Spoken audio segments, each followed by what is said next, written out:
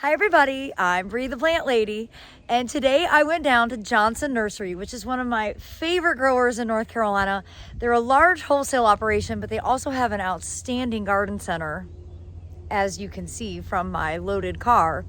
Now I was there to check in on the grains because we've got field to oven classes that are scheduled for 3 weekends in June, starting June 7th. And everything is looking great. I'm super excited. This is our third year doing it, and it's just a really extraordinary experience. But while I was there, I couldn't resist picking up some plants, and I innocently enough started with just wanting to buy some coleus to be able to put into the wall. But then I started thinking about my giving this border the D grade because I think it has too much bachelor button. The front is looking super messy, and I kind of lost my mind and bought a whole bunch of stuff. So today I am going to, with some care, come through and cut out all the stuff I don't want. I'm going to really reduce the amount of bachelor button. I'm not going to completely eliminate it, but I'm going to take a lot out. I think in doing this, I'm going to reveal my clumps of grains, which you can't see, but I think will look really good. And then I'm going to be able to get all of these summer plants put in with the expectation that the back half will stay cottage, and I'll deal with that, when it actually dries out in like mid-June. So, well, I'm going to turn the camera around, give you one last look of what this border is looking like right now, and then I'm going to go ahead and rip the Band-Aid off. All right. Okay, so anywhere where there are poppies and larkspur, I'm leaving all of that. So really this whole back section, what I'm going to focus primarily on, and the way I'm going to do it is I'm just going to literally cut them off at the base. I'm going to focus really on getting a lot of the bachelor button out. You can see the grains here. This is wheat, looking good, but I'll leave these poppies. I'm going to go ahead and cut back all of the daffodils, even though I generally like to let them go all the way to dormancy. The rain recently has just made them all flop, and I'm going to go ahead and get that all clean. I'm going to remove all of this mustard because it's right along the edge and it doesn't look good. Again, I'm going to take out all of the bachelor buttons here, but you can see there's wheat there, there's barley back there. So by doing this very strategically, I think it's going to show some of the bones that have been missing from this kind of, overwhelming display of bachelor buttons.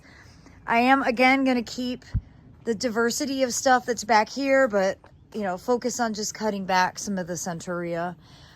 This will give the poppies a better opportunity to really show off and, particularly look good for this coming weekend. So I've never preemptively pulled out a cottage garden like this. Last week kind of motivated me because I think I got a little heavy-handed with mustard. And this bed, obviously heavy-handed with bachelor buttons. So I'm going to go ahead and deal with it now. All right. Stay tuned to watch my progress.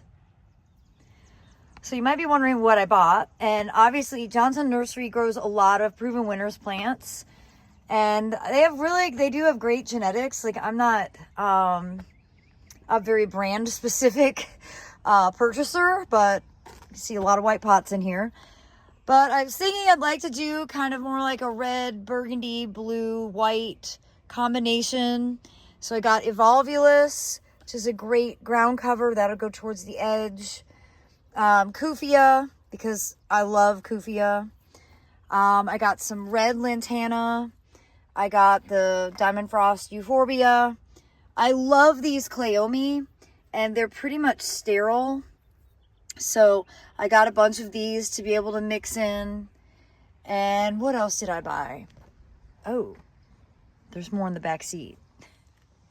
Again, more coleus. I really love it. I think this is El Brido. This is one of my favorites.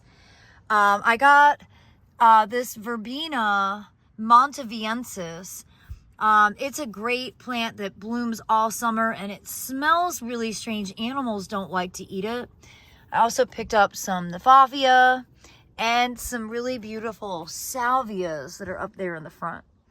So this isn't enough to totally fill the bed, but that's okay. I'm not trying to completely fill the bed right now because I'm going to leave a section of the cottage garden.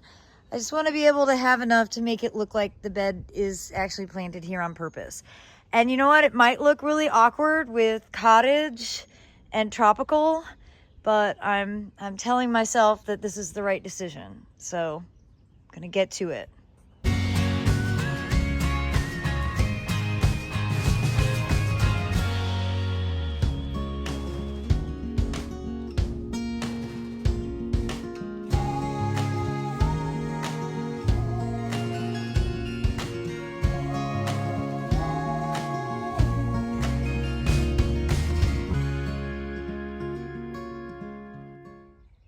All right, I'm not 100% settled on the placement of the new plants, but I really like the addition of these pots that kind of add the pop of color that's needed, but are it's the same color scheme as the cottage garden. I think it gives the right differentiation. And then my original plan was to make this kind of a red, white, and blue bed, but because of the cottage garden, the red doesn't really look that good. So instead, I pulled out all the white stuff. I went with a different coleus, which I really like this one. It does get quite large. And then I put like the blue of Ovulus and the Euphorbia and that Verbena, some Amazel Basil, some dark purple, really beautiful salvias, and of course all these white cleome. So I'm gonna wait and plant. I want to get Aiden's take on it. I trust him implicitly, and I think that he would like to see it before it actually happens. But I think it is already a gigantic improvement over what it looked like when I first started. So stay tuned to see the planting progress in another video. And again, I've never torn out a cottage border the week of open garden. I just really didn't like how all of that bachelor button was looking. And I do think this is a big improvement. I think mulch actually could play a really big role in making things look clean and tidy and purposeful. And getting this new stuff planted, I think will really make the bed look nice for visitors on Saturday, but then long term it's going to be beautiful all summer. So, but I don't usually start planting in really early to mid-May. It's not really going to be a problem to have gotten it started earlier. So I do hope that you will tune in tomorrow for the continuation of this video. And as always, thanks so much for watching. Happy gardening, everybody.